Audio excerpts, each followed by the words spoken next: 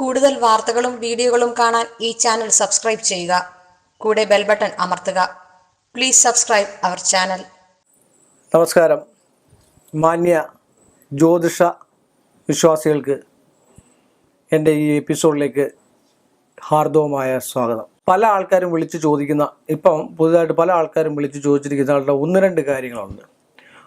ഒരു സ്ത്രീ എന്നെ വിളിച്ചിട്ട് ചോദിച്ചു, ഞാൻ പറഞ്ഞില്ല ആരാ എന്താണെന്ന് ഞാൻ പറയത്തില്ല, ഒരാൾ വിളിച്ചു. അപ്പം വിളിച്ചപ്പോൾ എൻ്റെ അടുക്കൽ പറഞ്ഞു, എൻ്റെ സാറേ, എൻ്റെ മകളുടെ കല്യാണമൊക്കെ നടക്കാറായി, ഇദ്ദേഹത്തിനോടൊന്നും പറയാൻ പറ്റില്ല, ഇന്ന നക്ഷത്രത്തിൽപ്പെട്ട ആളാണ്, അദ്ദേഹത്തിനോട് പറഞ്ഞു കഴിഞ്ഞാൽ എൻ്റെ മോടെ കല്യാണം മുടങ്ങും. അദ്ദേഹം ഒന്നും മനസ്സിൽ വെക്കത്തില്ല. ഒരു ചെറുക്കൻ കാണാൻ വന്നു കഴിഞ്ഞാൽ നമ്മളത് അദ്ദേഹത്തോട് പറഞ്ഞു കഴിഞ്ഞ് കഴിഞ്ഞാൽ അദ്ദേഹം ആ നാട് മൊത്തം പാട്ടാക്കും. അദ്ദേഹം സന്ധ്യ ആകുമ്പോഴത്തേക്ക് ജംഗ്ഷനിൽ ഇറങ്ങും. അവരോട് മനസ്സിലൊന്നും നിൽക്കത്തില്ല, ഒന്നുമില്ല, പാവമാണ് ആൾ, പക്ഷേ പറഞ്ഞു കഴിയുമ്പോൾ ആൾക്കാരറിയും, ആൾക്കാരെങ്ങനെയെങ്കിലും അത് മുടക്കും. അതങ്ങനൊരു വിഷയം. വേറൊരാളെന്നെ വിളിച്ചിട്ട് പറഞ്ഞു, എൻ്റെ പൊന്നു സാറേ, സ്ത്രീകൾ ഇത്രയും പരിദൂഷണം പറയുമോ? എൻ്റെ ഇന്ന പോലുള്ളതാണ്, എന്ത് കാര്യം കേട്ടാലും നാട്ടുകാരെയും വീട്ടുകാരെയും എല്ലാവരോടും വിളിച്ചു പറയും. അപ്പോൾ ഈ പരദൂഷണം പറയുന്നത് എന്തുകൊണ്ടാണെന്ന് അവർക്ക് രണ്ട് കൂട്ടർക്കുണ്ട്. എന്താണ് പുരുഷൻ പരദൂഷണം പറയുന്നത്, എന്താണ് സ്ത്രീ എന്താണ് പറയുക? ചില നക്ഷത്രങ്ങളും ചില ഗ്രഹനില പ്രകാരമുള്ള ആൾക്കാർ എന്തെങ്കിലും മനസ്സിൽ കൊണ്ട് നടന്നാൽ, അല്ലെ മനസ്സിൽ കിട്ടിയാൽ, ആ രഹസ്യം പരസ്യമാക്കുന്ന ആൾക്കാരുണ്ട്. രഹസ്യമായ രീതിയിൽ പരസ്യമാക്കും. ഞാനൊന്നും അറിഞ്ഞില്ലേ എന്നും പറഞ്ഞ് പരസ്യമാക്കുന്ന ഒരുപാട് നക്ഷത്രക്കാരുണ്ട്. അതൊരു അവിശ്വസനീയമാണ്. കാര്യം അവരുടെ കുറ്റമല്ല, അവർ വെറും മുമ്പേ ആ സ്ത്രീ പറഞ്ഞാൽ വളരെ പാവമാണ്. ദുഷ്ടന് അങ്ങനൊരു ചൊല്ലുണ്ടല്ലോ,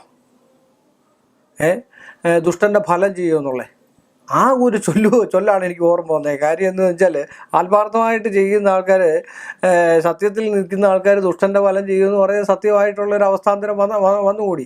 അപ്പോൾ എന്നോട് ചോദിച്ചു, ഈ നക്ഷത്രക്കാരെല്ലാം ഇങ്ങനാണോ, അതോ ഈ നക്ഷത്രത്തിൻ്റെ പ്രത്യേകതയാണോ എന്നൊക്കെ എന്നെ വിളിച്ച് ചോദിച്ചു. അപ്പം ഞാൻ പറഞ്ഞു, നക്ഷത്രത്തിൻ്റെ പ്രത്യേകത മാത്രമല്ല, പിന്നെ ചില നക്ഷത്രക്കാരുണ്ട്.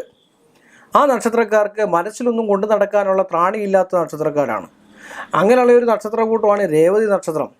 മനസ്സിലൊന്നും വെക്കില്ല, എന്നാൽ ചില പ്രധാനപ്പെട്ട കാര്യങ്ങളൊക്കെ മനസ്സിൽ വെക്കും.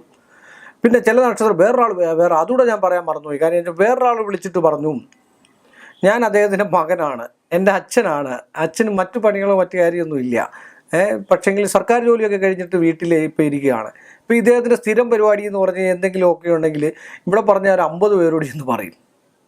പത്രം പോലെ എന്ന് പറയും. രാവിലെ മലയാള മനോരമയും മാതൃഭൂമിയൊക്കെ അടിച്ചിറക്കുന്ന പോലെ ഒരു ചെറിയ സംഭവം കിട്ടിക്കഴിഞ്ഞാൽ നാട് മൊത്തം പാട്ടാക്കും.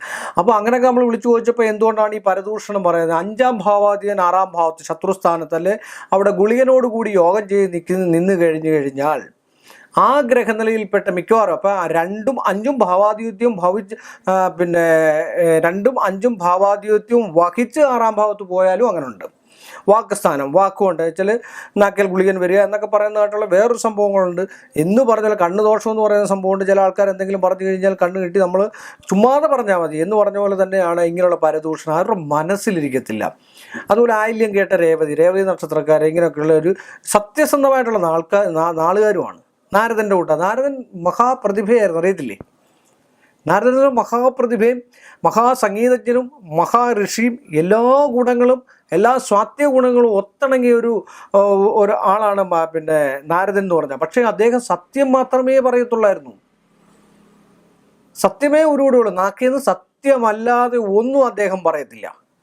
പക്ഷെ പരദൂഷണക്കാരായിരുന്നു. ഞാൻ എന്തെങ്കിലും പറഞ്ഞു കഴിഞ്ഞാൽ, അല്ലെങ്കിൽ വേറൊരാൾ മഹാവിഷ്ണു എന്തെങ്കിലും പറഞ്ഞാൽ ശിവൻ്റെ അടുക്ക കൊണ്ടു കൊടുക്കുക. അത് മഹാവിഷ്ണു പറഞ്ഞാൽ അതുപോലെ തന്നെ കൊണ്ടു കൊടുക്കും. അപ്പം ഈ പറയുന്നവരോടൊന്ന് ശ്രദ്ധിക്കണം. കാര്യം പറയേണ്ടതാണോ പറയുന്നത് എന്നുള്ളത്. അപ്പോൾ മഹാവിഷ്ണു പറഞ്ഞു കഴിഞ്ഞാൽ ശിവൻ്റെ അടുക്ക കൊണ്ടു കൊടുക്കും, ശിവൻ പറഞ്ഞു കഴിഞ്ഞാൽ മഹാവിഷ്ണുവിൻ്റെ അടുക്ക കൊണ്ടു കൊടുക്കും, ദേവി പറഞ്ഞു കഴിഞ്ഞാൽ ദേവൻ്റെ അടുക്ക കൊണ്ടു കൊടുക്കും, ഗണപതി പറഞ്ഞു കഴിഞ്ഞാൽ മുരുകൻ്റെ അടുക്ക കൊണ്ടു കൊടുക്കും. എന്നിട്ട് ഇവർ തമ്മിൽ അടി ഉണ്ടാക്കുമ്പോൾ ഇദ്ദേഹം ചിരിക്കുകയും ചെയ്യും. സത്യമേ പറയത്തുള്ളൂ. മുരുകൻ പറഞ്ഞ സത്യസന്ധമായിട്ടുള്ള കാര്യമായിരിക്കും. ഗണപതി എന്ന് പറഞ്ഞ പോലുള്ള ചില ആൾക്കാരുണ്ട്, റോഡിൽ ഇറങ്ങി കഴിഞ്ഞ് മൊത്തം അങ്ങ് ഫ്ലാഷാക്കും. ഒത്തിരി ആൾക്കാരെ ഞാനും കണ്ടിട്ടുണ്ട്, ഞങ്ങളുടെ നാട്ടിൽ ഉണ്ട് കേട്ടോ. ഇത് എന്തെങ്കിലും ഒരു ക്ലൂ, എന്തെങ്കിലും ഒരു ചെറിയ സംഭവം കിട്ടി അതിനെ ഇങ്ങനെ വലിച്ചു നീട്ടി വലിയതാക്കി. അത് ഏതോ ഒരു സിനിമയിലും ഒക്കെ അങ്ങനെ ഞാൻ കണ്ടിട്ടുണ്ട്. സലീംകുമാർ ഒരു കഥാപാത്രം, സലീംകുമാർ ജഗതി ഏതാണ്ടൊക്കെ ഒരു കഥാപാത്രം ചെയ്ത് മനസ്സിലിരിക്കത്തില്ല, അങ്ങ് വിളിച്ചു പറയും. അതോ ഇന്നസെൻ്റ് ഒരു കഥാപാത്രം ചെയ്ത് എന്ന് പറഞ്ഞ പോലെ ചില നക്ഷത്രങ്ങൾ, ഞാനിപ്പോൾ പറഞ്ഞ ഈ 3 നക്ഷത്രം കുറ്റപ്പെടുത്തിയോ മറ്റു കാര്യങ്ങളോ ഒന്നുമല്ല. അതുപോലെ ചിത്തിര നക്ഷത്രക്കാരുണ്ട്. ചിത്തിര വളരെ പ്രൗഢിയോടുകൂടി സൗമ്യമായിട്ടൊക്കെ ഇങ്ങനെ നിൽക്കും. എന്നതിന് ശേഷം വളരെ സൗമ്യമായിട്ട് കൊണ്ടു കൊടുക്കേണ്ട സാധനം കൊണ്ടു കൊടുത്തിട്ട് വളരെ സൗമ്യമായിട്ട് ഇത് കണ്ടിച്ചിരിക്കുന്ന ആൾക്കാരാണ് ചിത്തിര. അങ്ങനെയുള്ളവരുണ്ട്. അതുപോലെ അവിട്ട നക്ഷത്രക്കാർ ഭയങ്കര ക്രൂക്കഡ് മൈൻഡഡ് ആണ്. ക്രൂക്കഡ് മൈൻഡ് മീൻസ് എന്ന് പറഞ്ഞാൽ സത്യസന്ധരാണ്. പക്ഷേ എങ്കിൽ അവരുടെ മനസ്സിലുള്ള സാധനം എങ്ങനെയെങ്കിലും അപ്പുറത്തെ ആളിൻ്റെ ചെവിയിൽ എത്തിക്കാൻ അവർ നോക്കും. പക്ഷേ അത് വളരെ തന്ത്രപൂർവ്വം തന്ത്രവത്തായിട്ട്. പക്ഷേ അവരുടെ ഗ്രഹനിലയിൽ രണ്ടാം ഭാവം, ഇത് ഞാൻ നേരത്തെ പറഞ്ഞു, ഇത് വെറുതെ അവിട്ട നാളെന്നോ ചോദ്യ നാളെന്നോ അല്ലെ ചതയം നാളെന്നോ അല്ലെ കാർത്തിക നാളെന്നോ പറഞ്ഞിട്ട് കാര്യമില്ല. അവരുടെ രണ്ടാം ഭാവത്തിൽ നിൽക്കുന്ന ഗ്രഹങ്ങളോ 5ാം ഭാവത്തിൽ നിൽക്കുന്ന ഗ്രഹങ്ങളോ ശത്രുസ്ഥാനത്ത് 6ാം ഭാവത്ത് ഗുളിയനോടുകൂടി യോഗം ചെയ്യുമ്പോഴാണ് വാക്സ്ഥാനം ഭർത്തവ്യം അഖിലം വിത്തം വാണിക്ക് വാക്കുകൾ കൊണ്ടുള്ള അവസ്ഥയ്ക്ക്. പിന്നെ മനസ്ഥാനം 5ാം ഭാവം മനസ്ഥാനം സന്താനസ്ഥാനം എന്നൊക്കെയാണ് പറയുന്നത്. ഈ രണ്ട് ഗ്രഹങ്ങളും കൂടെ 6ാം ഭാവം എന്ന് പറഞ്ഞാൽ ശത്രുസ്ഥാനമാണ്. തസ്കര ആരാധി വിഘ്ന സംഭവമാണ്. വ്യാധി, മനസ്സിന് വ്യാധി ഉണ്ടാക്കുന്നതും മറ്റു കാര്യങ്ങളും ഒക്കെയുള്ള വ്യാധി വെച്ചാൽ രോഗമെന്നും പറയാം. രോഗമൊക്കെ ഉണ്ടാക്കുന്നതായിട്ടുള്ള സ്ഥാനമാണ്. ആ സ്ഥാനത്ത് ആ ഭാവം പോയി നിന്ന് കഴിഞ്ഞാൽ, ആ മനസ്സ് അവിടെ പോയി നിന്ന് കഴിഞ്ഞാൽ, ആ വാക്ക് അവിടെ പോയി നിന്ന് കഴിഞ്ഞാൽ ഇങ്ങനെയൊക്കെ ഉള്ളതുണ്ടാവും. അതുപോലെ ഭരണി നക്ഷത്രക്കാർ, രോഹിണി നക്ഷത്രക്കാർ, അത്തം നക്ഷത്രക്കാർ, പൂരാട നക്ഷത്രക്കാർ. ഇതിനകത്ത് ഏറ്റവും കൂടുതൽ വരുന്നതായിട്ടുള്ളൊരു നക്ഷത്രമാണ് ഞാൻ മുമ്പേ പറഞ്ഞിരിക്കുന്നതായിട്ടുള്ള ആദ്യം പറഞ്ഞ 2-3 നക്ഷത്രങ്ങൾ. കാരണം എന്താണെന്ന് ചോദിച്ചാൽ അവരുടെ മനസ്സിലൊന്നും നിൽക്കത്തില്ല. അവരുടെ കുറ്റമല്ല, ആരോടെങ്കിലും പറഞ്ഞെങ്കിലും അന്ന് അവർക്കത് ഉറക്കം വരത്തില്ല. അങ്ങനെയുള്ള പരദൂഷണം പറയുന്ന ഒരുപാട് നക്ഷത്രക്കാരുണ്ട്. എല്ലാ നക്ഷത്രവും ഞാൻ പേരെടുത്ത് പറയുന്നില്ല. അനിഴ നക്ഷത്രക്കാരെന്ന് പറഞ്ഞാൽ അതും വളരെ ക്രൂക്കഡ് മൈൻഡഡ് ആണ്. അതിന് തത്തുല്യമായിട്ടുള്ള ഉദാഹരണങ്ങൾ ഞാൻ പറയാം. കാരണം എന്താണെന്ന് ചോദിച്ചാൽ, എന്നെ ഭയങ്കര സ്നേഹമായിരിക്കും. എന്നെ ഒരു വഴിക്ക് വിളിക്കുക, അല്ലെങ്കിൽ ഒരു കല്യാണത്തിന് വിളിക്കുക എന്ന് വിചാരിക്കുക. അപ്പോൾ എന്നോട് പറയും, സാറേ വാ നമുക്ക് ഒന്നിച്ചു പോകാം, ഞാൻ ഇന്ന ഭാഗത്ത് നിന്നേക്കാം, സാറ് 11:30 ആകുമ്പോഴത്തേക്ക് അവിടെ വരണേ. പക്ഷേ ഇദ്ദേഹം ഇപ്പോൾ ഇദ്ദേഹത്തിൻ്റെ മനസ്സിൽ കിടക്കും. കാരണം എന്താണെന്ന് വെച്ചാൽ ഇദ്ദേഹം ലക്ഷ്യസ്ഥാനത്ത് ചെല്ലും, ആ കല്യാണത്തിന് ചെല്ലും. എന്നെ എന്ത് ചെയ്യും, ഏതെങ്കിലും ഒരു സ്ഥലത്ത് ഒന്നീ മഹാബലിക്കരയോ തിരുവല്ല കോഴഞ്ചേരിയോ അല്ലെങ്കിൽ റാന്നിയോ എറണാകുളത്തോ തിരുവനന്തപുരത്തോ നിർത്തും. അപ്പോൾ അതൊരു സുഖമാണ്. കാര്യം എന്നിട്ട് പിന്നെ നമ്മൾ ചെന്ന് കഴിയുമ്പോഴത്തേക്ക് ആ കല്യാണത്തിൽ ഞാൻ കല്യാണം കഴിഞ്ഞിട്ടായിരിക്കും ചെല്ലുന്നത്. അന്നേരം ഓടി വരിക എൻ്റെ നക്ഷത്രക്കാരൻ. ഓടി വന്നിട്ട് പറയും, അയ്യോ ഞാൻ എത്ര നേരം അവിടെ നിന്നതായിരുന്നു, സാറ് എവിടെയായിരുന്നു, എവിടെയൊക്കെ ഞാൻ നോക്കി. അതെന്താ സംഭവിച്ചാൽ അതിനേക്കാൾ മുമ്പേ ആൾ പോയി കഴിഞ്ഞ് കല്യാണത്തിന് അവിടെ ചെന്ന് സൂഹിക്കുകയാണ്. അപ്പോൾ എന്നെ ആ കല്യാണത്തിന് താമസിപ്പിക്കണമെന്ന് 100% മനസ്സിൽ കണ്ടിട്ടുണ്ട്. ഒന്നിലെ ഓർഡറിൽ കടക്കാരനോട് പറയും, ഞാൻ ഇന്ന പോലെ അതോ അതിന് 10 കിലോമീറ്റർ അപ്പുറത്തുള്ള കടക്കാരനോടായിരിക്കും പറയുന്നത്. നിൽക്കുന്നിടത്തെ സ്ഥലത്തെ കടക്കാരനോട് പറയത്തില്ല. അല്ലേ സാറ് ചോദിച്ചു നോക്ക്, ഞാൻ ഇന്ന കടക്കാരനോട് ചോദിച്ചു നോക്ക്, ഞാൻ അവിടെ വന്നായിരുന്നു. അല്ലെങ്കിൽ സത്യമാണ് അവനവിടെ വന്നു. പക്ഷേ ഞാൻ ആ നിൽക്കുന്ന സ്പോട്ടിലുള്ള കടക്കാരോടും ആരോടും പറഞ്ഞു കാണത്തില്ല. വേറെ ആരോടെങ്കിലും ഒക്കെ പറഞ്ഞിട്ട് എന്നോട് പറയാൻ സാധിക്കാത്ത ഏതെങ്കിലും അങ്ങനെയുള്ള ഒരുപാട് നക്ഷത്രം, അനിഴം, പിന്നെ ഉത്രട്ടാതിക്ക് അങ്ങനെ ഒരിതുണ്ട്. പക്ഷേ എന്നാൽ ഇവർക്കൊക്കെ വേറൊരു കാര്യമുണ്ട്. വേറെ ഒരു എന്താ പറയുക, 6th സെൻസ് എന്ന് പറഞ്ഞൊരു സംഭവമുണ്ട്. അതിന് നമ്മൾ ഏറ്റവും കൂടുതൽ കൈ കൊടുക്കേണ്ട ഒരു സാധനമാണ്.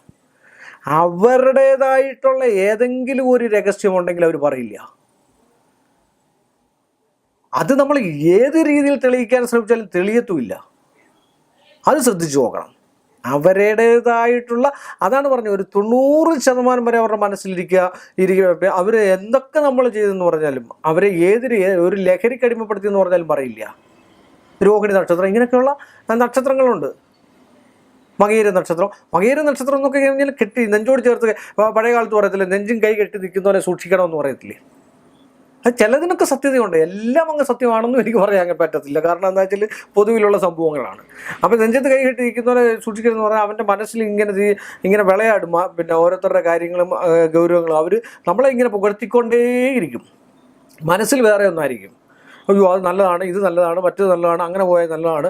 ഇതിനൊക്കെയാണ് നമ്മളെല്ലാം പറയുന്നത്. നമ്മളെ ഏകീകരിച്ച് നമുക്കൊരു ബുദ്ധി വേണം.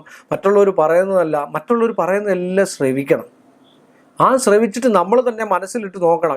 ഇന്ന കാര്യങ്ങൾ ചെയ്തു കഴിഞ്ഞാൽ ഇന്ന കാര്യങ്ങൾ ശരിയാകുമോ, ഇന്ന കാര്യത്തിൽ കൂടെ പോയി കഴിഞ്ഞാൽ അദ്ദേഹം പറഞ്ഞത് ശരിയാണോ. എന്നിട്ട് നമ്മൾ മാത്രമായിട്ട് നമ്മുടെ ഒരു വഴി തെളിക്കണം. അങ്ങനെ വഴി തെളിച്ച് മുന്നോട്ട് പോയെങ്കിൽ മാത്രമേ പ്രയോജനമുണ്ടോ. അതിന് ഈശ്വരാധീനം കൂടെ വേണം. ദൈവത്തെ വിളിക്കണം, പ്രാണായാമങ്ങൾ ചെയ്യണം, സന്ധ്യാനാമം ജപിക്കണം. അങ്ങനെ ഒരു ചോദ്യങ്ങളും ഒക്കെ വന്നതുകൊണ്ടാണ് ഞാൻ ഇങ്ങനെ പറഞ്ഞത്. കാര്യം അതുകൊണ്ട് മാന്യമായ രീതിയിൽ ഇങ്ങനെയൊക്കെയുള്ള ആൾക്കാരോട്, നക്ഷത്രക്കാരെന്ന് എനിക്ക് പറയാൻ പറ്റില്ല. കാരണം എന്താണെന്ന് വെച്ചാൽ ഗ്രഹനിലയിൽ അങ്ങനെ വരണം എന്തെങ്കിൽ മാത്രമേ അങ്ങനെ ആകത്തുള്ളൂ. മനസ്സിലായില്ലേ? അപ്പോൾ അങ്ങനെ വന്നെങ്കിൽ മാത്രമേ നമുക്കത് പറയാനും പറ്റുള്ളൂ. പിന്നെ പൊതുവായിട്ട് ചെറിയ ചെറിയ കാര്യങ്ങളൊക്കെ ഇങ്ങനെയുള്ള നക്ഷത്രക്കാർക്ക് ഉണ്ടാകും. പുണർന്ന നക്ഷത്രക്കാർ, ഇങ്ങനെയൊക്കെയുള്ള പുണർന്ന നക്ഷത്രക്കാരെന്ന് പറയുന്ന വൈരാഗ്യം മനസ്സിൽ സൂക്ഷിക്കുന്ന ആൾക്കാരാണ്. ഏറ്റവും കൂടുതൽ വൈരാഗ്യാവസ്ഥ ജീവിതകാലം മൊത്തം മനസ്സിൽ സൂക്ഷിച്ചുകൊണ്ട് നടക്കുന്ന ആൾക്കാരാണ്. എന്നാൽ ചില സമയത്ത് അത് പൊട്ടിപ്പോവുകയും ചെയ്യുക. എന്നാൽ രഹസ്യങ്ങൾ വളരെയധികം സൂക്ഷിക്കുകയും ചെയ്യുക. അവരവരുടെ രഹസ്യങ്ങൾ, സ്വന്തമായിട്ടുള്ള രഹസ്യങ്ങൾ സൂക്ഷിക്കാൻ കഴിവുള്ള ആൾക്കാരാണ് ചതയം ഇങ്ങനെയൊക്കെയുള്ള നക്ഷത്രക്കാർ. അത് വളരെയധികം സൂക്ഷിക്കുക. അങ്ങനെയുള്ള ആൾക്കാരോട് പറയാനുള്ള അങ്ങനെയുള്ള പ്രവൃത്തികളൊന്നും പാടില്ല എന്ന് പറയാൻ വേണ്ടിയാണ് ഞാൻ പറഞ്ഞത്. ഒരാൾ പറയുന്നത് വെച്ചാൽ നാരദനാകാം. നാരദൻ സത്യസന്ധനായിട്ടുള്ള ഒരു കഥാപാത്രം കൂടെയാണ്. ഏതൊരു കഥയിൽ നമ്മൾ നോക്കിയാലും നാരദനെടുത്ത് സത്യസന്ധനാണ്. അതുകൊണ്ടാണ് നമ്മൾ പറയുന്നത് ദുഷ്ടൻ്റെ ഫലം ചെയ്യുമെന്നുള്ളത്.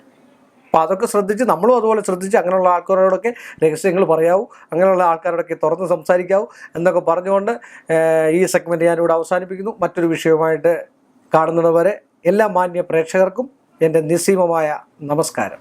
കൂടുതൽ വാർത്തകളും വീഡിയോകളും കാണാൻ ഈ ചാനൽ സബ്സ്ക്രൈബ് ചെയ്യുക. കൂടെ ബെൽ ബട്ടൺ അമർത്തുക. Please subscribe our channel.